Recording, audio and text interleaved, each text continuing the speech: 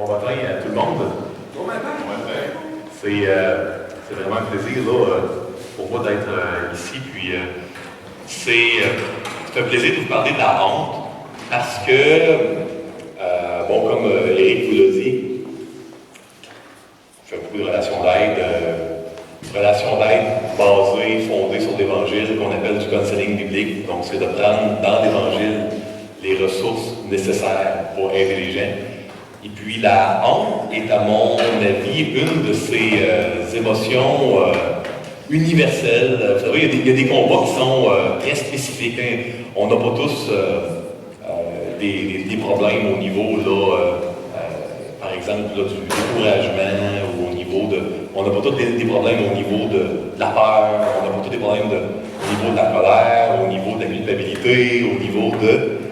par contre, je crois que tout le monde, ici et là, dans notre vie, à différents degrés, on va avoir des profondes émotions de honte, des sentiments de honte qu'on va avoir à gérer avec Dieu, qui peuvent affecter notre relation avec Dieu. Puis d'étudier ce que la Bible, on parle de Dieu, nous enseigne sur le sujet, je pense que c'est très important. Puis je suis content de pouvoir vous en parler ce matin. Tout l'exposé que je vais vous amener ce matin est résumé dans une page que j'ai mis sur vos tables ici. Là. Donc j'ai fait un diagramme, un algorithme qui résume tout ce que je vais dire ce matin. Donc s'il y en a qui tombent là dans le fixe, là, à quelques reprises, là, c'est pas grave, vous avez la feuille devant vous. Donc, vous avez tout comment on peut comprendre ça, voir ça. Là. Et puis s'il y en manque, là, vous m'enverrez peut-être un courriel à Eric, puis on pourra vous donner la formule électronique. Peut-être, avant d'aller plus loin, de vous distinguer la culpabilité et la honte, parce que c'est deux émotions qui sont voisines, mais qui sont différentes. Puis moi, je vais vous parler vraiment de la honte ce matin. Puis j'ai étudié mon message, vraiment, l'histoire d'un Dieu qui s'est sali pour nous. Pourquoi j'ai intitulé ça comme ça?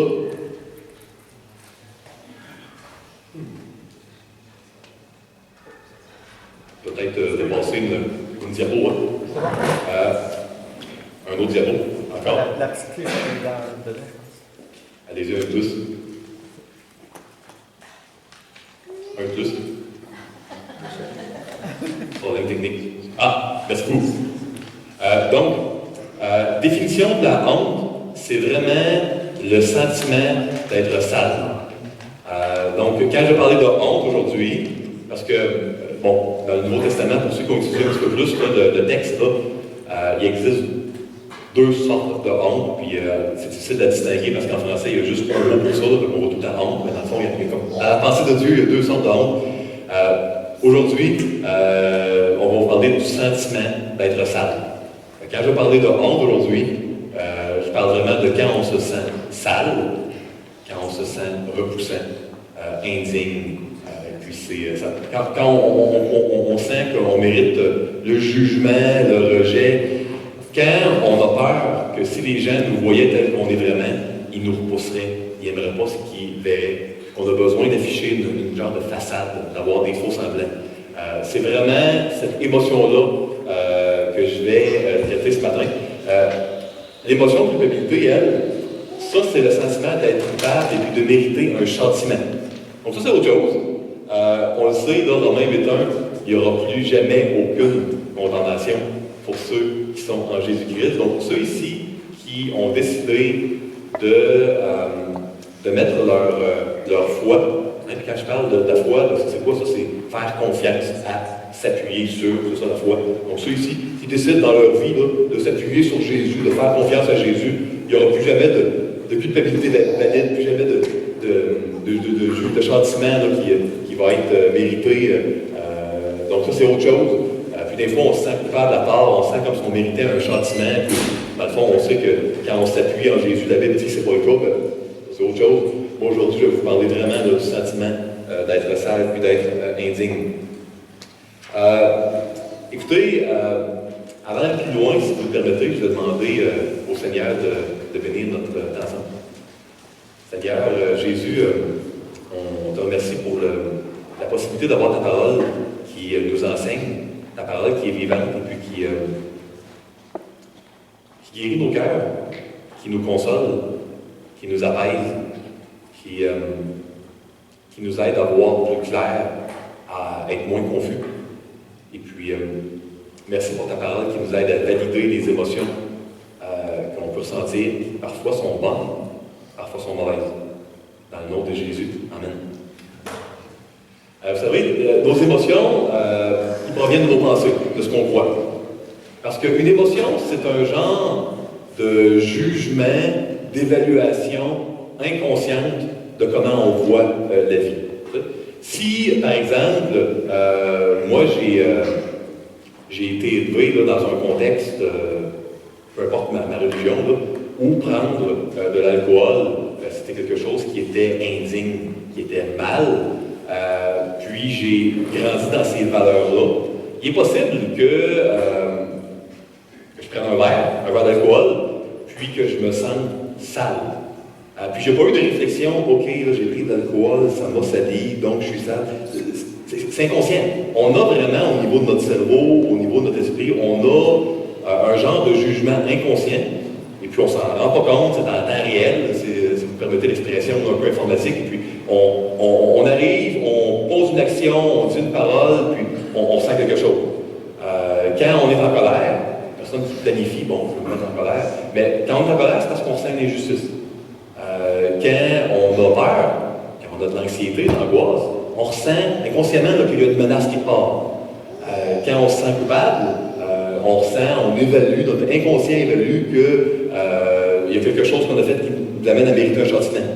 Ben, la honte, c'est encore là, quand moi j'ai fait quelque chose, ou encore quand je me suis fait faire quelque chose, puis inconsciemment, à tort ou à raison, mon cerveau, mon inconscient me dit que ça va salir.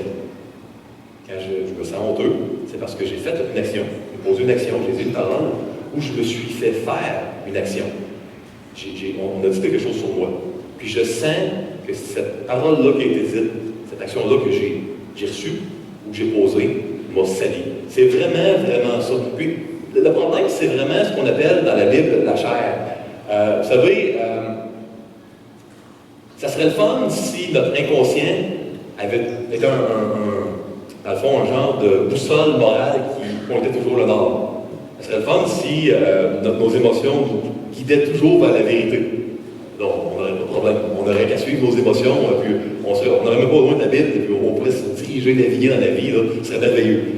Et puis, si nos émotions également nous pointaient toujours le contraire, là, on aurait seulement qu'à faire toujours le contraire de nos émotions, ce serait encore là merveilleux, on n'aurait pas besoin de la Bible. Mais le problème, c'est que, le livre de Romains dans le Nouveau Testament nous enseigne que le péché est présent dans la race humaine, chez tous les humains, peu importe l'âge, le pays, l'époque, le sexe, tous les humains ont le péché en eux-mêmes, on appelle ça la chair dans la Bible. Et puis, la présence du péché dans nos vies nous amène à avoir une boussole morale qui est déréglée. Donc, nos émotions, parfois, ils nous indiquent le nord, ils nous indiquent la vérité, mais des fois, on ressent de la colère, puis il y a vraiment eu une injustice. Des fois, on a peur, puis il y a vraiment une menace devant nous. Des fois, on se sent honteux, puis peut-être qu'on est vraiment sale, puis je vais y venir dans un petit instant. Puis des fois, non, il n'y a pas d'injustice, il n'y a pas de menace. Nos émotions ne nous indiquent pas toujours la vérité. C'est pour ça que Dieu nous a donné sa parole. Peut-être qu'il y en a qui nous visitent, qui sont nouveaux, qui disent pourquoi on parle de la Bible ici, pourquoi on étudie la Bible. Ben, c'est justement parce qu'on ne peut pas se fier, malheureusement, à nos émotions pour nous indiquer le bien et le mal. On a besoin de comprendre la pensée de Dieu. On a besoin d'être exposé à la pensée de Dieu, telle que consignée dans la Bible, sa parole, pour pouvoir valider si toutes nos émotions, nos jugements inconscients sont valides, nous pointent vers la vérité ou pas. Donc, l'origine de la honte, ça vient du péché en nous. Ceux qui ont lu la Genèse, on sait qu'il y a eu Adam et Ève qui ont péché, puis ceux qui ont lu dans la Bible le livre de Romains dans le Nouveau Testament, on sait que bon, c'est encore en nous. Christ a brisé vraiment la puissance du péché. On peut vraiment vivre une vie libre en Christ. Quand on s'appuie sur Christ, Hein, la foi fait confiance à Christ, sauf que la présence demeure du péché là, toute notre vie ici-bas. Malheureusement, un jour, on sait qu'on a une espérance, puis avec le Seigneur, on n'aura plus là, la présence du péché en nous. Donc nos émotions, notre compas moral, là, il a été déréglé là, lors de la chute là, originelle, hein, le premier péché commis là, par l'humanité. J'ai mis une citation ici d'un des pères de la psychologie, là, ça date de plus d'un siècle. Sigmund Freud n'était pas un croyant, ne croyait pas en Jésus, en fait était même contre le christianisme.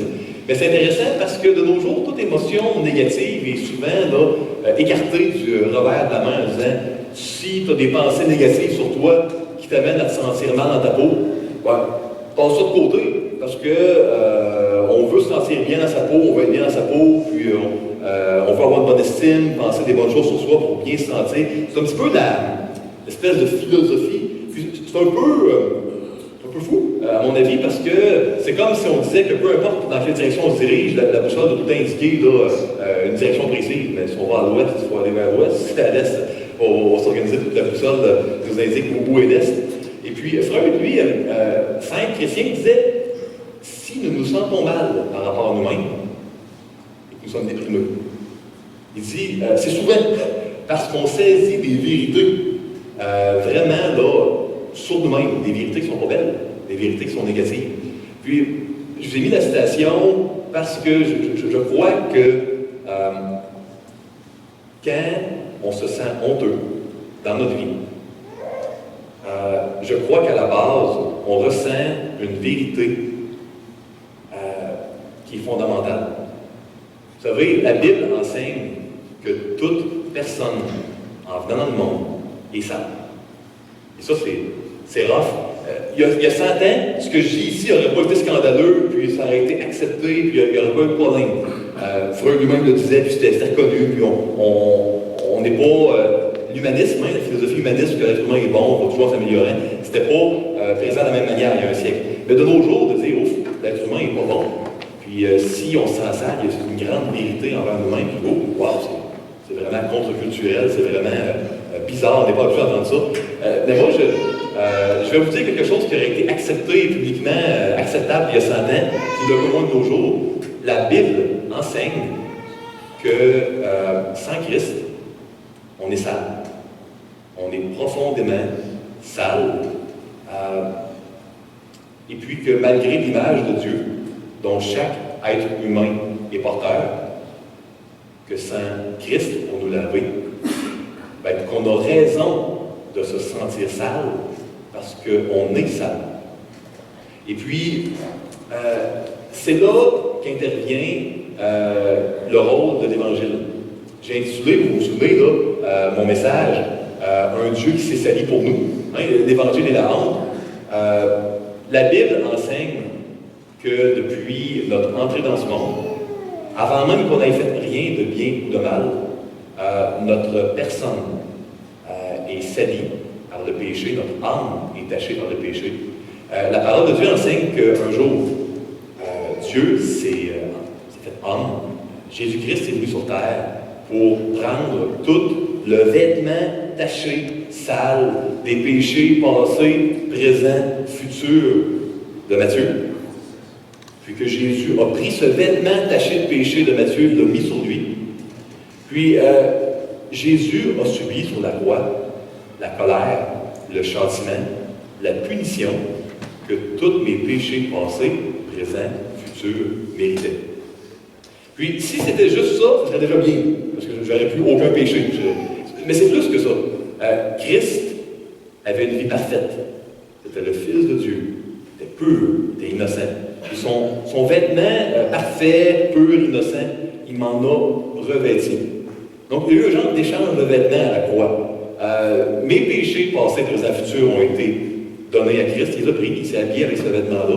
Il m'a revêti de sa vie parfaite. Quand le Père me voit, il voit un Matthieu qui est pur, qui est innocent, qui est sans tache. Puis c'est pour ça que dans le Nouveau Testament, après la croix, on ne voit plus jamais Dieu être en colère contre aucun de ses enfants. On voit Dieu être triste quand ses enfants pêchent, mais plus jamais jamais, jamais être en colère. Parce que Dieu n'est pas injuste pour être en colère deux fois pour une même faute. On sait que de nos jours, dans nos tribunaux, ils ne sont pas parfaits. On n'aurait pas un juge qui condamnerait deux fois quelqu'un pour le même crime. Il a volé, par exemple, pour un excès de grande vitesse, puis là, il y a une amende, puis là, il paye une fois, puis il faut qu'il paye une deuxième fois. Ça fait pas de sens, ce serait injuste. Ben, Dieu, c'est pareil. Si nous, nos juges humains sont justes, écoutez, Dieu le Père, c'est encore bien plus juste, là, puis il ne nous puniera pas deux fois pour la même faute. Christ a complètement subi la séparation avec Dieu, la punition que mes péchés passés, présents, futurs méritent. Quand je vous disais qu'on vit notre vie chrétienne par la foi, puis j'ai défini la foi comme étant faire confiance à Dieu, s'appuyer sur Jésus. Qu'est-ce que ça veut dire, ça, dans le quotidien? Ça veut dire que moi, quand je vais comme enfant de Dieu, en pleine connaissance du bien et du mal, faire le mal, puis je vais me sentir sale après, bien, la foi, ça va être de m'appuyer sur ce que Dieu m'enseigne dans la Bible, m'appuyer sur Jésus, pour dire non, je sens une honte, mais c'est pas vrai. Ça ne sera plus jamais vrai. Je ne serai plus jamais sale. Je le ressens, mais je ne suis pas d'accord avec ce que je ressens. Je vais l'exprimer au Seigneur. Seigneur, je me sens sale. Je sais que ça ne sera plus jamais vrai. Je sais que mes émotions sont une boussole déréglée. Et puis, Seigneur, merci. Merci de m'avoir lavé pour toujours. Oui, c'est correct d'être triste quand on fait des mauvaises actions, mais plus jamais honteux. Plus jamais coupable, parce que c'est l'essence même de la foi, du christianisme, que de s'appuyer sur ce que Jésus dit, même quand nos émotions nous disent le contraire. Ça aussi, c'est contre-culturel, parce que de nos jours, on veut vraiment là, suivre nos émotions, les films, la culture, dans les médias, c'est comme si nos émotions, on veut être fidèle à nous-mêmes, les ressources sont en nous pour changer, et puis on veut se retrouver, la vérité est en nous, mais c'est l'essence même de la foi chrétienne, s'appuyer sur, faire confiance à, que de dire non, la vérité est en Jésus. Puis si Jésus m'a lavé pour toujours, ben, plus jamais je vais être sale, peu importe ce que mes émotions vont dire, peu importe la tristesse que je peux ressentir après avoir commis une action ou encore avoir subi une action terrible. J'aimerais vous partager un passage de la parole que je trouve merveilleux, qui est issu de l'Évangile. C'est un petit clin d'œil, une petite fenêtre sur le ministère de Jésus. Là. Je vous lis dans Matthieu 9.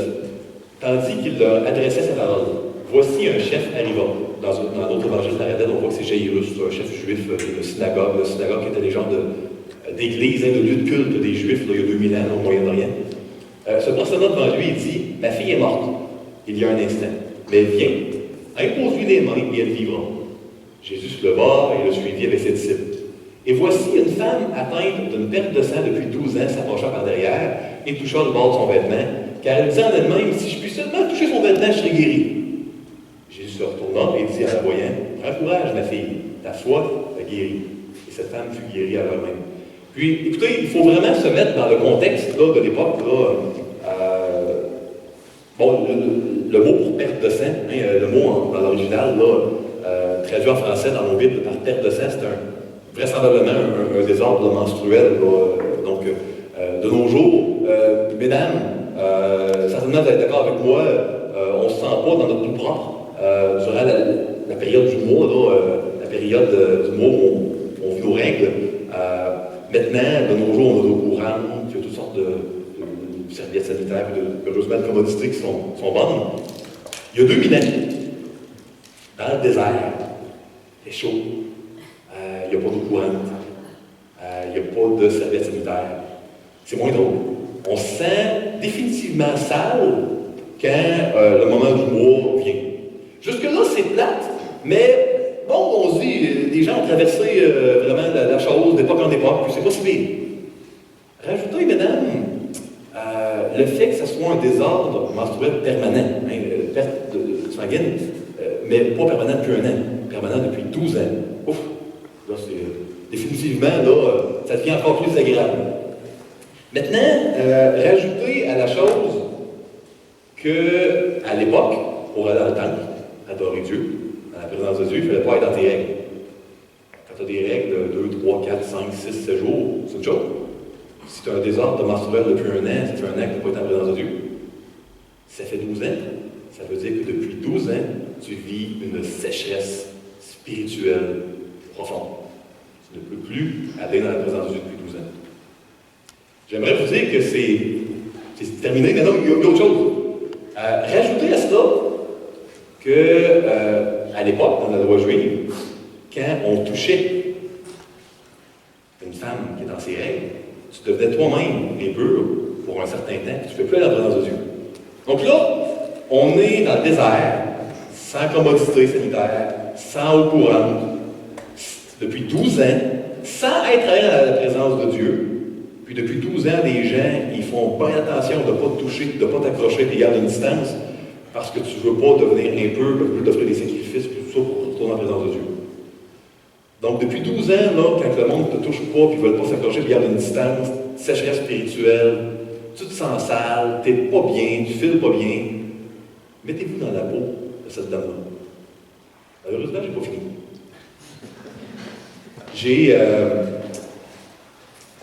J'ai travaillé dans les dernières 10 ans là, dans le domaine là, de la chiropratique. Donc, je suis dans le ministère, mais j'ai également une chiropratique. J'ai vu beaucoup de gens dans les dernières 10 ans qui, malheureusement, faute d'avoir été aidés pour un problème de santé quelconque par la médecine traditionnelle, ont dépensé des sommes folles chez toutes sortes de charlatans qui leur promettaient des résultats. Quand on a mal, et qu'il n'y a pas de solution dans la médecine traditionnelle, on est prêt à tout donner à quelqu'un qui va réussir à nous faire reluire un espoir. Donc cette dame-là avait tout dépensé son argent pour essayer de régler la chose. Je la comprends. J'aurais sûrement fait pareil dans sa pareille situation. Tu es une outcast, tu es vraiment exclu, tu veux t'en sortir. Elle a tout donné, il ne lui reste plus d'argent. Elle a tout donné. Puis cette femme-là, entend parler que Jésus est là, Jésus n'est pas là tout seul, il y a tout le temps une foule autour de lui, décide d'aller vers Jésus, puis de le toucher.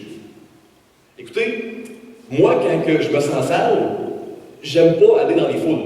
C'est pour vous, là, on ne va pas aller dans des foules.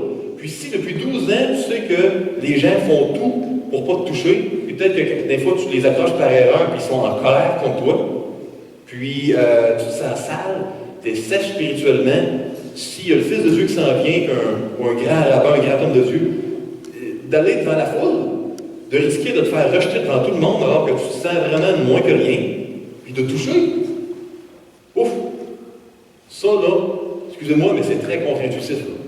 C'est pas naturel. Mais c'est ce que la femme a fait. J'ai toujours été surpris quand j'ai lu dans un autre évangile parallèle, Jésus qui devant tout le monde, il dit « Hey, qui m'a touché? » Je me suis tout le temps, hey, c'est rough un peu, c'est pauvre elle, donne-lui un break. Ça fait 12 ans qu'elle est là-dedans, là, elle est découragée. Elle a le courage de se lever, de toucher. Qu'est-ce que vous dites? Tu le sais, elle a touché, il y a une force qui est sortie, elle a été guérie, mais tu sais, qui m'a touché? La foi. S'appuyer sur Jésus, faire confiance à Jésus. La vraie foi biblique du Nouveau Testament. C'est une foi qui amène quelqu'un à aller vers Dieu et puis à toucher le Seigneur. C'est pas une foi passive qu'on s'appuie pas sur notre sort, puis on s'appuie pas assez sur Dieu pour poser une action puis aller à Dieu, puis on dit « Salut à venir à moi », puis s'il ne vient pas sur son problème, puis je vais en colère contre lui, puis c'est injuste. Non, c'est pas ça la foi du Nouveau Testament. La foi du Nouveau Testament, c'est une foi qui nous amène à s'appuyer et à faire confiance à un point où je vais initier une action, puis je vais toucher le Seigneur, malgré une pression terrible de la foule. Terrible. Malgré une peur terrible, probablement d'être rejeté de la part de la femme, alors que tout le monde la rejetait déjà. Jésus fait un petit jeu de mots qu'on voit moins en français. Là, sa foi l'a guéri de son désordre menstruel, mais l'a sauvé également. Il y avait un mot pour les deux, là, puis Jésus lui dit « Regarde, ta maladie est guérie, tu vas pouvoir revenir dans la présence de Dieu. Les gens vont pouvoir te toucher à nouveau. Tu ne seras plus jamais sale. Tu vas être propre de vie. » Puis, Jésus n'est pas en chair présentement sur Terre. Son esprit, par contre, est ici, il est dans chacun de nous, il est dans chaque personne qui veut s'appuyer sur lui. Et puis moi, je veux vous dire une chose. Ne laissez jamais une émotion, un sentiment d'être sale, à cause qu'on vous a fait des trucs terribles, à cause que vous avez fait des trucs terribles. Ne laissez jamais cette émotion-là vous empêcher de vous appuyer assez sur Jésus, sur le fait qu'il dit que vous êtes propre, que vous ne serez plus jamais sale, pour aller à lui dans sa présence. Un livre dans le Nouveau Testament qui s'appelle le livre pour l'Épître aux Hébreux, au chapitre 11, nous dit, non, or, sans la foi, il est impossible de lui atteindre l'amour. Car il faut que celui qui s'approche de Dieu, pas que Dieu existe, qui est le rémunérateur, donc celui qui récompense, qui paye ceux qui cherchent. Puis, la seule condition que Dieu demande pour être béni, c'est de lui faire confiance. Mais pas une confiance théorique qui n'est pas assez vraie pour qu'on aille à Dieu. Une confiance assez tangible, assez réelle, pour qu'on s'appuie sur lui dans l'action. On n'est pas parfait, on ne le sera jamais. Christ est en train de nouer la barre à notre place. Il a réussi notre vie à notre place. Quand son vêtement m'a été donné, là, mon vêtement sale lui a été donné, là, ma vie est réussie. Je ne pourrais jamais rien faire de si beau dans ma vie là, pour avoir un vêtement tout blanc que celui que Jésus m'a donné. Je ne pourrais plus jamais rien faire de sale qui va salir son vêtement. Mon vêtement, il est à lui, il est à Jésus. Mais je dois m'appuyer sur lui. C'est comme ça que je vais grandir dans la vie chrétienne. Écoutez, j'aurais pu parler aussi de la fille de Jairus, parce que non seulement toucher une femme qui avait ses règles t'amenait à être sale, mais toucher un corps mort t'amenait également là, à être sale pour voir la présence de Dieu. On voit que Jésus, il va, il se laisse toucher, puis il accueille positivement la femme en désordre menstruel qui la touche. Il accueille positivement la demande d'aller toucher la fille de Jairus qui est morte pour la sauver. Jésus est le Dieu propre qui est venu vers nous, puis qui s'est sali à notre place, qui a pris notre santé, notre goût, sans dire baisser, puis il nous a donné là, son vêtement propre. Pourquoi on continue, malgré l'Évangile, à lutter avec la honte? Ben, je vous l'ai dit, c'est malheureusement, on a la présence du péché qui nous amène à avoir des évaluations qui ne sont pas toujours exactes. On veut s'appuyer. C'est par la foi qu'on va vivre notre vie chrétienne. On va faire confiance à ce que Dieu nous dit, on va s'appuyer sur lui. On va s'appuyer assez sur lui pour aller à lui, malgré nos émotions. Les deux mensonges majeurs que l'on entend au niveau de, j'en ai parlé un petit peu au début de mon message, au niveau de la honte, qui nous amène à se sentir honteux, parce que dans l'Évangile, Jésus dit que ce qui nous amène à être égarés, la puissance du malin, réside dans le mensonge. Quand on croit les mensonges du malin, du mal, sa puissance en a pris sur nous. Jésus est venu pour nous affranchir, nous libérer dans la vérité. Puis les deux mensonges vraiment qu'on peut ressentir, c'est moi, là, quand je fais quelque chose de mal, c'est ce que je vais être. Ou encore, quand je me fais traiter comme un moins que rien. Je me fais traiter comme de la boue, par des proches surtout. Parce que c'est une chose, si un inconnu me dit que je suis quelqu'un de méchant, puis que je suis un moins que rien. C'est quelqu'un de très proche. Mon époux, mon épouse, mon frère, mon père, ma mère. Oh, ça là, ça va avoir un gros impact. On n'est pas porté à se mesurer selon qui Dieu dit que l'on est. On est porté à se mesurer au niveau de notre identité, au niveau de comment les autres nous voient, de comment les résultats de nos actions. Puis, c'est malheureux, notre identité, on va l'attirer partout, sauf par la foi en Dieu, en ce que Dieu dit. Puis ça, c'est le problème majeur. Si on s'appuyait sur ce que Dieu dit, par rapport à qui on est, on n'en vivrait pas l'autre, mais on est porté à s'appuyer sur ce que l'on fait, ou sur ce que les autres nous font, sur comment les autres nous voient. Puis ça, c'est les deux problèmes principaux. Je vais avoir pas trop là-dessus. Également, sachez que nos émotions, j'ai parlé d'un jugement d'inconscient, nos émotions ont vraiment une corrélation là, vraiment avec certains noyaux dans notre cerveau. Dans notre cerveau, on a des réseaux de neurones, de cellules au niveau de l'anxiété. Puis il y a vraiment une substance qu'on appelle la sérotonine qui joue à ce niveau-là. Notre honte, l'émotion de honte, Et il y a vraiment une corrélation avec un noyau précis à notre cerveau par rapport à ça. Puis ce qu'on doit comprendre, c'est qu'il est possible aussi qu'après un trauma crânien, un accident d'auto, un cancer, quelque chose, que l'on se mette à sentir vraiment beaucoup d'anxiété. Pourtant, moi, je crois la même chose qu'avant, je ne vois pas de menace. Ou encore, on vit beaucoup de colère, ou on vit beaucoup de honte, on vit beaucoup de culpabilité, on se sent confus, puis on se dit, là, qu'est-ce qui se passe? Je veux juste, sans aller à l'étail, qu'on mette sur la table que, oui, nos émotions sont une boussole morale, mais il y a également là, une corrélation dans notre cerveau. Fait que si on a un problème de santé, puis que suite à ça, il y a des changements bien drastiques au niveau de nos émotions, ça peut être bon de consulter un médecin et de ne pas juste chercher dans la sphère morale et spirituelle, parce qu'il y a également un aspect biologique à nos émotions qu'on n'aura pas le temps de toucher là, ce matin. Je veux terminer mon message en vous donnant l'erreur classique que l'on peut faire à lire la Bible de la mauvaise manière, et qui peut nous amener à nous sentir honteux. Je vous l'ai dit, normalement, la Bible devrait nous aider à ne pas se sentir honteux. Parce que quand on s'appuie sur Christ, on ne se sentira plus. On ne sera plus jamais sale. Maintenant, il y a une manière, il y a une mauvaise compréhension commune de la Bible qui peut nous amener, au contraire, à se sentir honteux et coupable. Puis, je veux juste la nommer, parce que je pense que c'est important, parce que ici, on enseigne la Bible, on croit que la Bible, c'est la vérité, on croit que l'Évangile nous libère. On ne voudrait certainement pas tomber dans ce piège-là qui est commun, qui nous amènerait au contraire, au lieu d'être libérés, d'avoir des fardeaux de plus. Donc, ça, c'est important de le mentionner, je crois. L'erreur classique, vraiment, pour le lecteur de la Bible, qui peut nous amener à se sentir coupable ou de la honte, c'est au niveau de la loi. C'est quoi ça, la loi? C'est quand Dieu dit ça c'est bien, fais-le, puis ça c'est mal, fais-le pas. On en a dans l'Ancien Testament, qui est la première partie de la Bible. La Bible, on a comme 75% de la Bible que c'est ce qu'on appelle l'Ancien Testament, puis 25% à peu près que c'est le Nouveau. Puis on ne rentrera pas en détail de ça, mais on doit comprendre qu'il y a beaucoup de trucs que Dieu dit, ça c'est bien, ça c'est mal. Puis ce qu'on doit comprendre, c'est que la loi, les règles, ce que Dieu dit comme étant bon ou mal, comme devant être fait ou pas fait, c'est jamais donné pour nous condamner.